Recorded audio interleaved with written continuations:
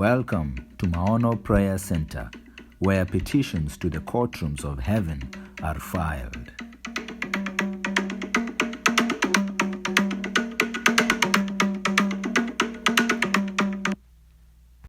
Hello, how are you? I have talked much about male ego. Today, I'm going to tell you about my personal testimony on how I developed my male ego and how I managed to tame it. Right now, I think it is where it is supposed to be. It does not bother anybody anymore. So I hope. My name is Robinson Mokua. Now, this is my personal journey with the male ego. One would ask, what is a male ego? Let me recap for those people who have not been with me along the 4 series I've done. Now, the male ego, also called the silent killer or an enemy of self, is the inner person of a man that you don't see.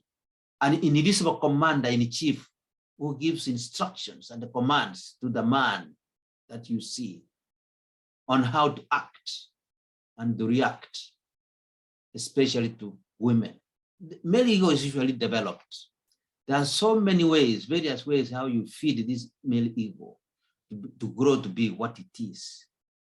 Now, I want to take you through a little bit, a few of them, how I fed mine, from where I fed mine to be what it is now. Now, the following then are the areas where my young ego got its food from. Number one, I grew up in a society where men make decisions in the family, while women are supposed to take those instructions. They are normally not on the decision table. Now, I watched this over time, my brothers and sisters. When I was growing up, I watched this, my father making decisions all alone. I watched this over time. I therefore made a credit to my male ego and moved on, knowing that decision-making was the preserve of men only. So I credited, I deposited to the young male ego, moved on, knowing that decision-making was only the preserve of men only. That's number one. Number two, the source of food of my male ego is that I grew up in a society where men are the center of authority. They are the ones who call shots, you know. I watched this over time also and made a credit to my male ego account and moved on, knowing that women and children take authority from men. They don't have an authority in the family. They don't have authority in the society. So I made this credit into my male ego, though young it was, and moved on. Number three, I grew up in a society where men are not supposed to cry. Yes, I said are not supposed to cry or show any emotion of pain before women and children. They're not supposed to do that. I watched this over time, over the years, and made a credit to my male ego account and moved on, knowing that men are not supposed to cry or show any emotional pain at all. Number five, I grew up in a society where men do not express love to their loved ones or show any fondness of love feelings towards the family members, like wives or children. They don't express their love. They just sit there. They love them, yes, but they don't express that love. I watched this, my brothers and sisters, over time. I watched this over time, over the years. And then I made a credit to my male ego and moved on, but knowing that I'm not supposed to express my love to either my wife or children. You love a person so much, but yet you don't express that love. That's fake. Now, another area where I fed my male ego when I was growing up is this. I grew up in a society, brothers and sisters, where men do not seek for medical attention when they are sick until they are actually carried to the hospital when it is extremely necessary. Wakati kimeumana kabisa ndio wanaenda tata hospitali. Otherwise, they never go to hospital. They never seek an attention from the doctors. Watch this with a lot of concern. As usual, made a credit to my male ego and moved on, knowing that men are not supposed to put on us, that sickly face. They put on a strong face, and they don't go to dispensaries like women and children. They put on a strong face, and then they get well until they get well. That's what I thought. So I made this study and credited my male ego, moved on, knowing that men are not supposed to go to hospital until they're about to die. They're only supposed to put a strong face until they get well. Very interesting. Another source of food for my male ego was this. I grew up in a society where men are not supposed to ask for forgiveness. Yes, I said, are not supposed to ask for forgiveness if they hurt anybody in the family, or even take responsibility of any damage they cause. Now, I watched this over the years as I grew up, and finally made a credit to my male ego and moved on, knowing that men are not supposed to ask for forgiveness from wives, from children, or even take responsibility for their own actions. They don't. Women, that's why you die to get a man or your husband to say sorry or forgive me. You'll not. This is the way they were structured, the way they were made, the way they were brought up. They'll not. I watched this over the years, my brothers and sisters, my dad and uncles and everybody around, and I finally made a credit to my male ego and moved on, knowing that men are not supposed to ask for forgiveness from wives and children if they mess them. They wanakaa ngumu, they don't even bother. Number 8, another source of food for my male ego. In the society where I grew up, men demand, the word here is demand. Men demand to be given respect instead of commanding respect. To demand respect is to tell others, you will have to respect me, or else I'll punish you. You have to respect me. You don't have a choice. Whereas to command respect is to have others observe and admire you, what you do, who you are, and they respect and admire you, your actions, respect you on their own volition. You don't tell them. They just love you. They just respect you, for who you are and what you are in the society. But men, whether or not they are not supposed to be respected, they demand it. That's what I know. So I watch this kind of culture over time with admiration, made a credit to my male ego, and moved on, knowing that men do not have to command respect, they demand it.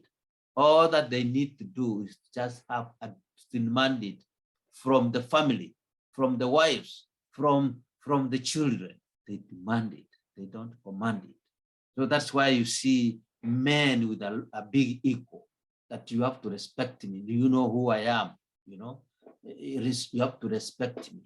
So even me, I saw this, I watched this culture over time. So my father does it, my uncles, my neighbors, another source of food for my male ego was this. I grew up in a society, brothers and sisters, where men are not supposed to cook or even go to the kitchen. That means Men are just there to be cooked for by women and served. They don't even have to serve themselves. They are served. They're told, if wash your hands to eat. And they even prayed for. They don't even, they're there. They don't cook. Yeah. They are served. They cannot even remove utensils or dishes from the table, the kitchen. They just leave them there. I watched this throughout my youthful life. I later on made a credit, to my male ego and moved on, knowing that the kitchen is a woman territory. And the women are supposed to just cook and serve men. That's what I came to. I jotted it down as I grew up. That's very serious. That's why when now we grow up, we're living on our own, we get problems. We end up eating in a restaurant because of culture, because of our bringing up. Another area of, another source of food for my male ego as I was building it up is this. I came from a society where house chores are done by women. Men sit back and they watch the women multitasking, in the kitchen. The kid is on the back, he's washing utensils, he's cooking there, he's watching other children when men just sit. I watched this as I was growing up with a lot of admiration and pride, and made a big credit to my male ego and moved on, knowing that washing dishes, cooking, doing all the general house cleaning and watching over children were women jobs and not meant for men. So my ego knew that. I moved on knowing that. It came to haunt me later on. Another area where the source of food for my male ego, an ego is always developed. You have to develop it. So this is how I developed it. Now, another area of development came from this. I grew up in a society where men are not supposed to be served with cold food. So if you cook food, if you serve food and the man is not there, then he comes after a few hours later and there is even food left for him, he cannot eat cold food. Or we call it leftovers. They don't eat that whenever they come late. So I watched this over time. My mother used to say, hey, your dad cannot eat cold food. You have to cook fresh food for him when he comes. And that's what it used to be.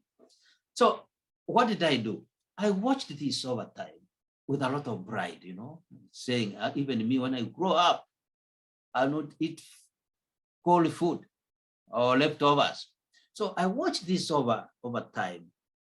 I deposited this in my male ego account and moved on, knowing that men are not supposed to be served with cold food or leftovers. That's serious. From what source did I feed my male ego, which came to disturb me later on in life?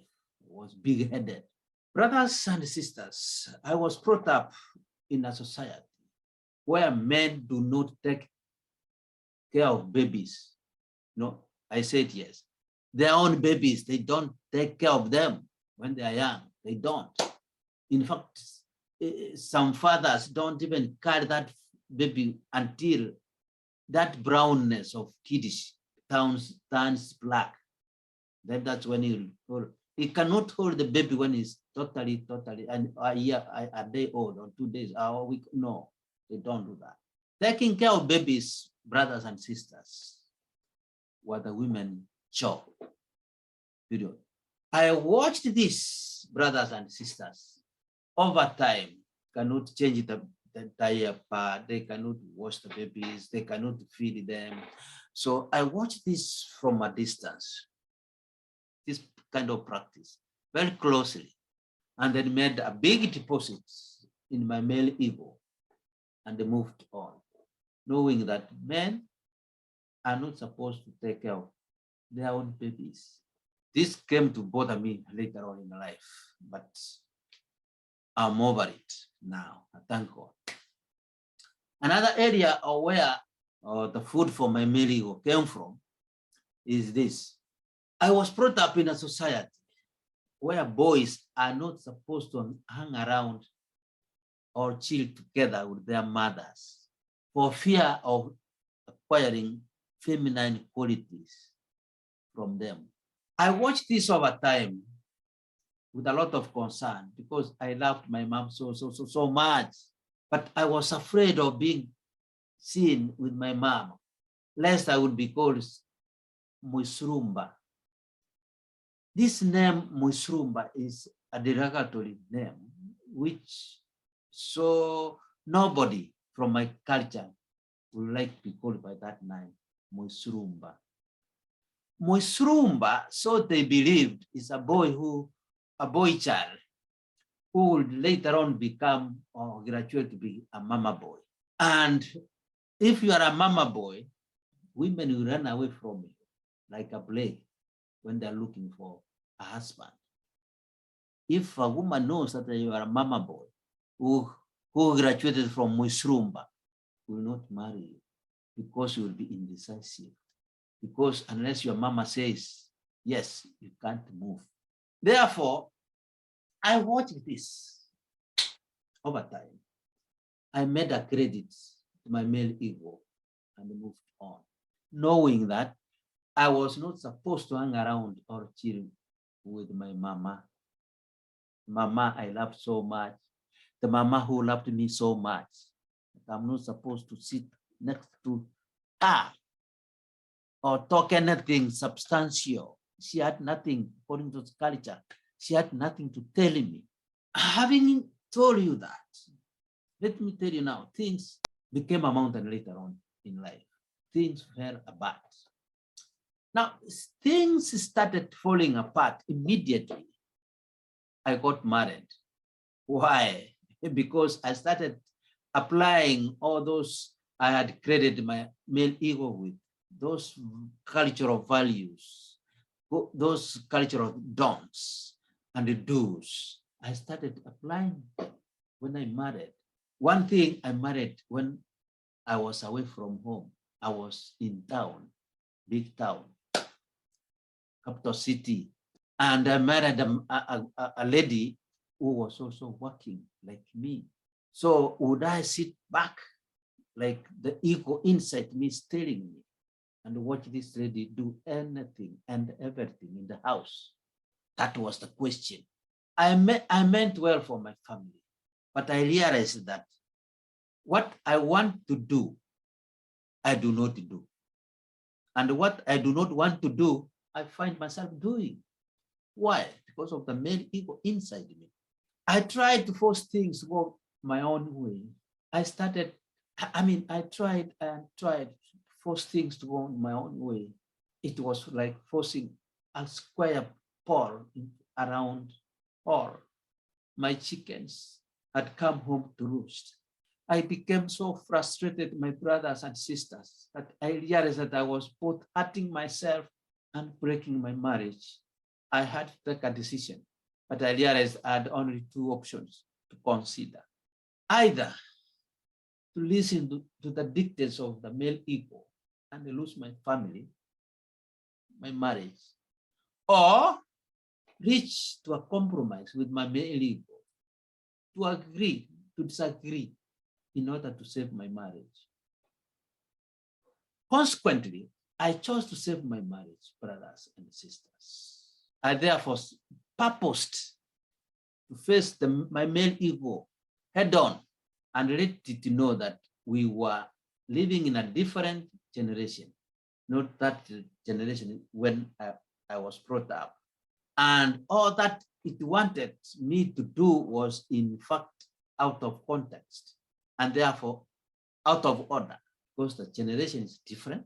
This lady I'm married to is not like my mom, is a working class lady. In town, we didn't have maids, so the chances have to hold the baby against the dictates of the male ego. So at the end of the day, brothers and sisters, I prevailed upon my male ego and saved my marriage. I'm going to tell you later on how I did that. It is therefore from this background, my fellow men, that I think I'm qualified to share with you how to conquer the male ego and save your family. For those who are struggling, for those who think you can't be a man if you are doing 1, 2, 3 for your family, please subscribe and share this video. Here comes second part of how I conquered my male ego and saved my marriage. God bless you.